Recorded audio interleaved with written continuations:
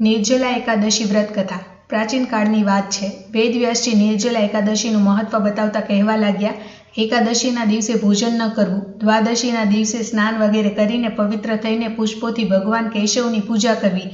ત્યારબાદ નિત્યક્રમ સમાપ્ત થયા પછી પ્રથમ બ્રાહ્મણોને ભોજન કરાવવું અને પછી પોતે ભોજન કરવું. જનના શૌચ અને મરણ શૌચમાં પણ એકાદશીના દિવસે ભોજન ન કરવું. આ સાંભળી ભીમસેન બોલ્યા, પરમપિતામહ, મારી વાત સાંભળો. રાજા યુધિષ્ઠિર, માતા કુંતી, દ્રૌપદી, અર્જુન, નકુલ અને સહદેવ આ બધા એકાદશીના દિવસે ક્યારેય ભોજન નથી કરતા અને મને પણ તેઓ હંમેશા એ જ કહે છે, ભીમસેન, તમે પણ એકાદશીના દિવસે ભોજન ન કરો. પરંતુ એમને હું એટલો જ જવાબ આપું છું કે મારાથી ભૂખ સહન થતી નથી. ભીમસેનની વાત સાંભળીને વ્યાસજી બોલ્યા, જો તમે સ્વર્ગલોકની પ્રાપ્તિ ઈચ્છતા હો તો બંને પક્ષોને એકાદશીના દિવસે ભોજન ન કરવું. ભીમસેન બોલ્યા, પણ પિતામહ, હું આપની સામે સાચી વાત કહું છું. એકવાર ભોજન કરીને પણ મારાથી વ્રત નથી કરાતું, તો પછી ઉપવાસ કરીને હું કેવી રીતે રહી શકું? મારા ઉદરમાં વૃક નામનો અગ્નિ સદાય પ્રજ્વલિત રહે છે. આથી જ્યારે હું ખૂબ વધારે ખાઉં છું ત્યારે જ એ શાંત થાય છે. આથી હે મહામુને, હું બહુ તો વર્ષભરમાં ફક્ત એક જ ઉપવાસ કરી શકું. માટે જેનાથી સ્વર્ગની પ્રાપ્તિ થતી હોય અને જે વ્રત કરવાથી મારું કલ્યાણ થાય એવું કોઈ એક વ્રત મને કહો, હું એનું પાલન જરૂર કરીશ. વ્યાસજીએ કહ્યું, ભીમ, જેઠ મહિનામાં સૂર્ય વૃષભ રાશિમાં હોય અથવા મિથુન રાશિમાં શુક્લ પક્ષમાં જે એકાદશી આવે એનું યત્નપૂર્વક નિર્જળ વ્રત કરવું. ફક્ત કોગળા અથવા આચમન માટે જ મોંમાં જળ નાખી શકો છો. આ સિવાય કોઈપણ પ્રકારનું જળ વિદ્વાન પુરુષે મોંમાં ન નાખવું, અન્યથા વ્રતનો ભંગ થઈ જાય છે.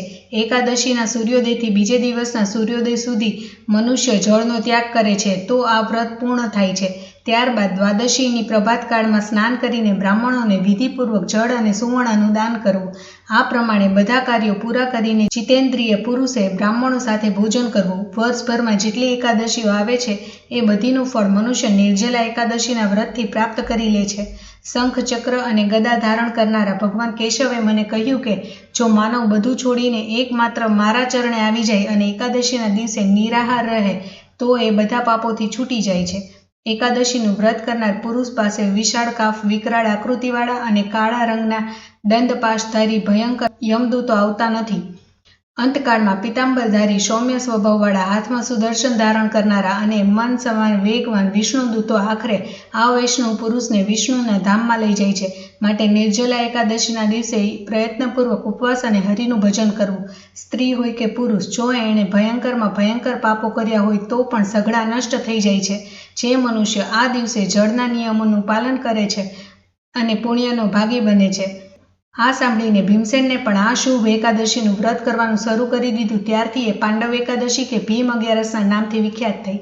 હિન્દુ કેલેન્ડર મુજબ જ્યેષ્ઠ શુક્લ પક્ષની એકાદશીને નિર્જલા એકાદશી અને ભીમસેની એકાદશી કહેવામાં આવે છે.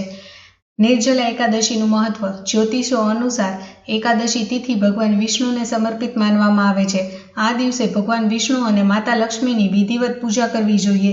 એવું માનવામાં આવે છે કે નિર્જલા એકાદશીનું વ્રત કરવાથી તમામ એકાદશીઓનું પુણ્ય પ્રાપ્ત થાય છે. આ દિવસે વ્રત કથાનું પણ વિશેષ મહત્વ છે. વ્રતની કથા સાંભળવા કે વાંચવાથી શુભ ફળ મળે છે. આ વખતે 18/6/2024ના રોજ નિર્જલા એકાદશી મંગળવારના દિવસે આવી રહી છે.